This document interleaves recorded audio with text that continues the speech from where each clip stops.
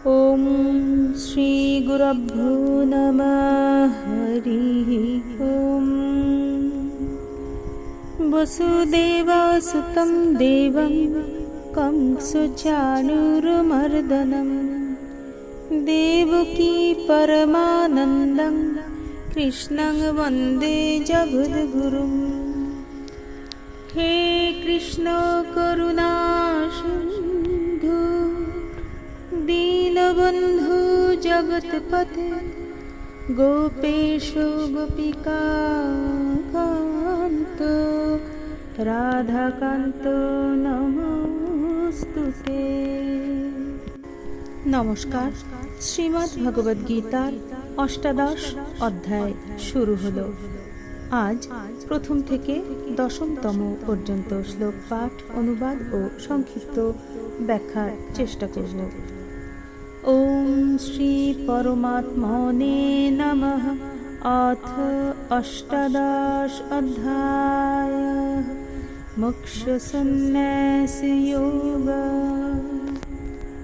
অষ্টাদশ অধ্যায় গীতার একেবারে অন্তিমতম অধ্যায় এবং বেশ দীর্ঘ। আগের 17টি অধ্যায় জুড়ে যেসব চিন্তা, ভাব ও আদর্শ ব্যাখ্যা করা হয়েছে, বলা হয় এই অধ্যায় তার সারাংশার।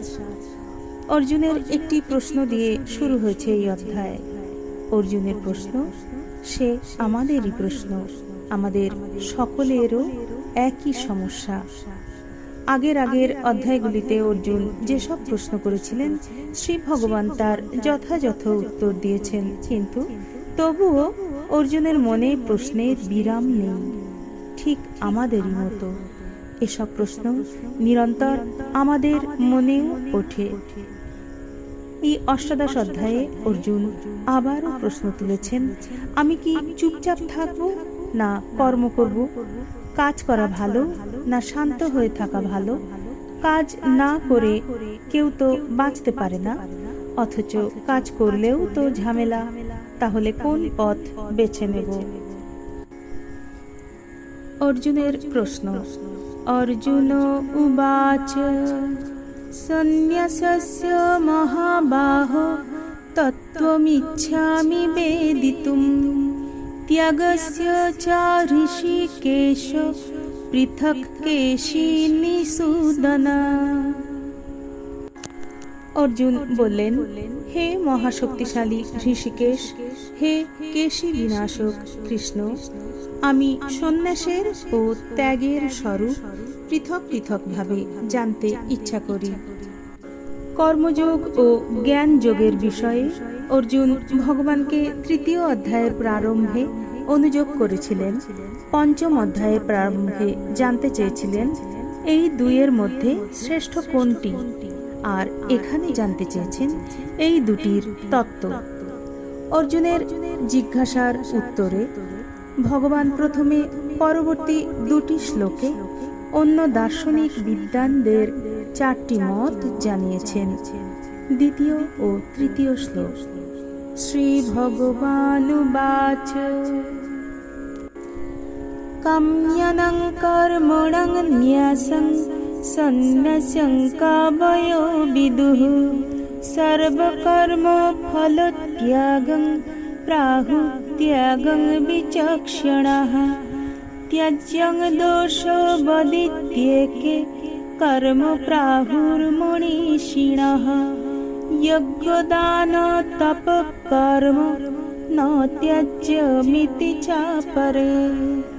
শ্রী ভগবান বললেন, কিছু পণ্ডিত ব্যক্তি কাম্য কর্ম ত্যাগ করাকেই সন্ন্যাস বলেন, আবার কোন পণ্ডিত সমস্ত কর্মের ফল ত্যাগকেই সন্ন্যাস বলেন। আবার কোন পণ্ডিত বলেন কর্ম দোষযুক্ত, অতএব তা ত্যাগ করা উচিত।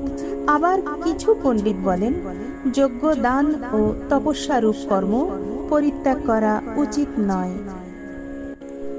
ভগবান এবার পরবর্তী 3টি শ্লোকে প্রথমে ত্যাগের বিষয়ে নিজের মত জানাচ্ছেন। চতুর্থতম শ্লোক। শ্রী ভগবানুবাচ নিশ্চয়ং শৃণু মে তত্র ত্যাগে ভরত সত্যম ত্যাগ হি পুরুষ ব্যাঘ্র ত্রিবিধ সংপ্রকীর্তিতঃ। হে ভরতশ্রেষ্ঠ অর্জুন, সন্ন্যাস এবং ত্যাগ এই দুটির মধ্যে তুমি প্রথমে ত্যাগের বিষয়ে আমার সিদ্ধান্ত শোনো। কারণ হে পুরুষ শ্রেষ্ঠ, ত্যাগ 3 প্রকার বলে কথিত আছে। এখানে ত্রিবিধ ত্যাগের কথা বলা হয়েছে। এর তাৎপর্য হলো এই যে সাধক যেন সাত্ত্বিক ত্যাগের আদর্শ গ্রহণ করেন, রাজসিক ও তামসিক ত্যাগ বর্জন করেন। 5তম শ্লোক। শ্রী ভগবানুবাচ যজ্ঞদান তপ কর্ম ন ত্যজ্যং কার্যমেব তৎ যজ্ঞদানং তপশ্চৈব পাবনানি মনীষিণাম। যজ্ঞ, দান এবং তপস্যারূপ কর্ম ত্যাগ করা উচিত নয়, বরং সেগুলি অবশ্যই করা উচিত। কারণ যজ্ঞ, দান ও তপস্যা এই 3 প্রকার কর্ম মনীষা সম্পন্ন ব্যক্তিদের পবিত্র করে তোলে। শ্রী ভগবানের এই শিক্ষা মেনে চললে দেহের সীমাবদ্ধতা অতিক্রম করে সকলের সাথে একাত্মতা অনুভব করা যায়। এইভাবে ক্ষুদ্র আমিত্ব পরিমার্জিত হয়ে মন পরিশুদ্ধ হয়ে হৃদয়ের বিস্তার ঘটে। কিন্তু যজ্ঞ, দান, তপস্যা এই 3টি ঠিক ভাবে করলে, সঠিক দৃষ্টিভঙ্গি নিয়ে করলে তবেই এই রূপান্তর ঘটবে।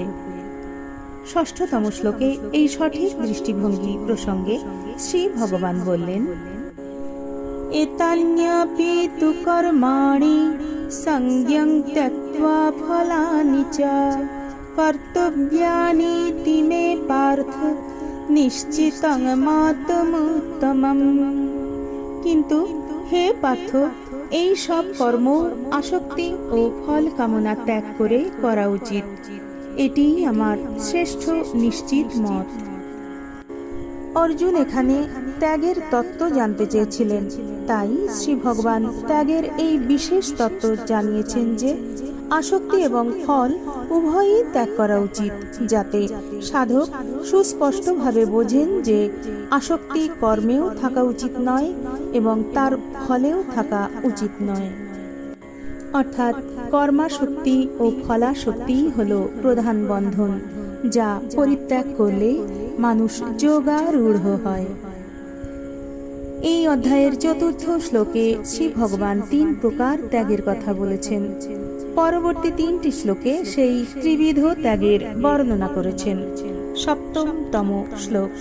শ্রী ভগবানুবাচ নিয়তস্য তু সন্ন্যাস্য কর্মণো নোপপদ্যতে মোহাত্যস্য পরিত্যাগঃ তামস পরিকীর্তিতঃ। যে কর্ম নির্দিষ্ট করা আছে তা ত্যাগ করা উচিত নয়। মোহবশত সেই কর্ম পরিত্যাগ করাকে তামস ত্যাগ বলা হয়।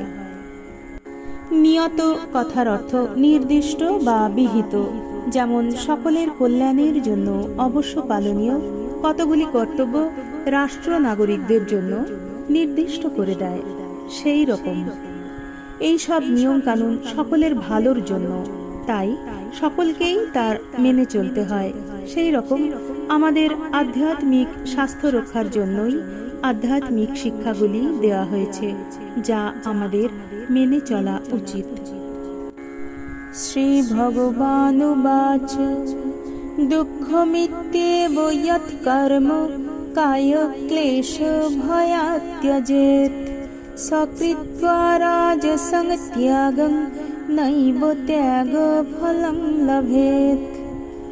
যা সব কর্ম আছে সেগুলি দুঃখ স্বরূপ, এই মনে করে কেউ যদি শারীরিক কষ্টের ভয়ে তা ত্যাগ করেন, তাহলে তিনি এরূপ রাজস্ব ত্যাগ করলেও প্রকৃত ত্যাগের ফল লাভ করেন না।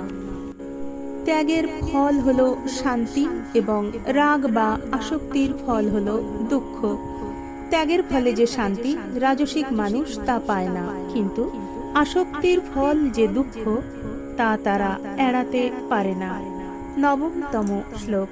श्रीभगवानुवाच कार्यमित्येव यत्कर्म नियतं क्रियतेऽर्जुन संगं त्यक्त्वा फलं चैव स्वात्याज्यो शास्त्रिको मतः। হে অর্জুন, কর্তব্য কর্ম করাই উচিত। এরূপ মনে করে যখন কর্তব্য কর্ম আসক্তি ও ফল ত্যাগ করে করা হয় তাকেই সাত্ত্বিক ত্যাগ বলে মানা হয়। ত্যাগের মধ্যে এটি সর্বশ্রেষ্ঠ। শ্রী ভগবান আগেই বলেছেন ত্যাগও সাত্ত্বিক, রাজসিক এবং তামসিক এই 3 প্রকার। ষষ্ঠ শ্লোকে এতানি এবং অপিতু পদ দ্বারা বর্ণিত যজ্ঞ, দান, তপস্যা ইত্যাদি শাস্ত্রবিহিত কর্মগুলি করাতে এবং শাস্ত্র নিষিদ্ধ ও কাম্য কর্মগুলি ত্যাগ করাতে কেমন ভাব হওয়া উচিত 10তম শ্লোকে তাই বলেছেন। শ্রী ভগবানুবাচ ন দেষ্ট্য কুশলম কর্ম কুশলেনানুসজ্জতে ত্যাগী সত্ত্ব সমাবিষ্ট মেধাবী ছিন্ন সংশয়ঃ। যিনি অকুশল কর্মে দ্বেষ করেন না এবং কুশল কর্মে আসক্ত হন না তিনি ত্যাগী, বুদ্ধিমান, সংশয় বর্জিত এবং নিজ স্বরূপে স্থিত হয়েছেন। যোগ দর্শনে বলা হয়েছে নির্মল বুদ্ধি যখন সূক্ষ্ম থেকে সূক্ষ্মতর হয়ে ওঠে তখনই তা মেধায় রূপান্তরিত হয়। অর্থাৎ মেধাবী শব্দের অর্থ শুভ ও সূক্ষ্ম বুদ্ধি সম্পন্ন ব্যক্তি। অর্থাৎ মানসিক শক্তিকে আমাদের পরিশুদ্ধ করে তুলতে হবে এবং এই পরিমার্জন বা মাজা ঘষা চূড়ান্ত স্তরে পৌঁছলে তবেই মেধাশক্তি জাগবে। এই শ্লোকটির তাৎপর্য আসক্তি ও দেশ পরিত্যাগ করার মধ্যেই নিহিত। ভগবান বলেছেন বাস্তবে সেই ব্যক্তিই শ্রেষ্ঠ যিনি সম্পূর্ণভাবে আসক্তি শূন্য হয়ে শুভ কর্ম করেন এবং দেশ পরায়ণ না হয়ে অশুভ কর্ম ত্যাগ করেন। ওম তৎসৎ। শ্রীমদ্ ভগবদ গীতাসু উপনিষৎসু ব্রহ্ম বিদ্যায়াং যোগশাস্ত্রে শ্রীকৃষ্ণার্জুন সংবাদে মোক্ষ সন্ন্যাস যোগ নাম অষ্টাদশোऽধ্যায়ঃ। হরি ওম তৎসৎ। ওম শান্তি শান্তি শান্তি।